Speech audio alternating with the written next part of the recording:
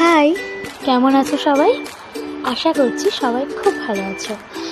তোমাদের সাথে ছোট্ট একটা গল্প শেয়ার করতে আসলাম। কিছুদিন আগে সন্ধ্যেবেলা আকাশটা মেঘ করে এসেছে। মেঘলা আকাশ, জানলার সামনে দাঁড়িয়ে ভাবছি কী করা যায়। খুব বোর হচ্ছিলাম আর টকটক ঝাল ঝাল কিছু খেতে ইচ্ছে করছিল, বা স্পাইসি কিছু। এরকমই ভাবছিলাম, হঠাৎ দেখলাম অনুপ আর শিপ্রা দুজনে এসে হাজির। বললো চল একটু ঘুরে আসা যাক আর টক ঝাল কিছু খেয়ে আসা যাক। ব্যাস, ব্যাপারটা মন্দ হয় না। এটা ভেবেই চটপট 5 মিনিটে রেডি হয়ে বেরিয়ে পড়লাম ওদের সাথে। কোথায় গেলাম? এটা হচ্ছে আমাদের পাড়ার মোড়ের মাথা, একটা আলু কাবলি কাকুর দোকান। আলু কাবলি আর চানাই খেতে গিয়েছিলাম। তো দেখলাম কাকু এসেছে, ওখানে বসেছে।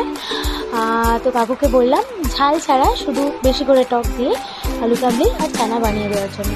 তো কাকু সেটাই করছিল, একটার পর একটা মশলা অ্যাড করছিল। কী কী মশলা অ্যাড করছিল সেটা আমি বলতে পারবো না, তার কারণ আমি নিজেও জানি না।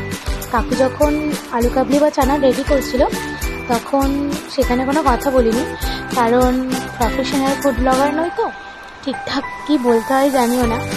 তার জন্য ভিডিওই করছিলাম তোমাদের সাথে শেয়ার করার জন্য।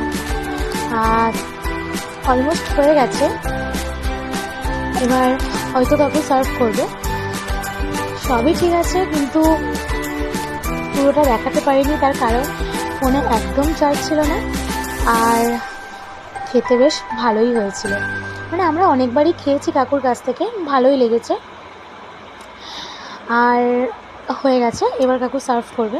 দেখো দেখতে অপূর্ব লাগছে, মানে সামনে থেকে আরও ভালো লাগছিল। এখন দেখেই মনে হচ্ছে যেন আর একবার খেতে ইচ্ছে করছে। ও হ্যাঁ, ভিডিওটা তোমাদের জন্যই করা। ভিডিওটা কেমন লাগলো আমাকে জানিও, আর ভালো বা খারাপ যেমনই লাগুক আমাকে কমেন্ট করো, লাইক করো। আর এরকম ভিডিও যদি আরও দেখতে চাও ফলো করো। আর হ্যাঁ, নতুন একটা ভিডিও নিয়ে আবার আসবো। ততক্ষণের জন্য সবাই সুস্থ আর ভালো থেকো। টাটা।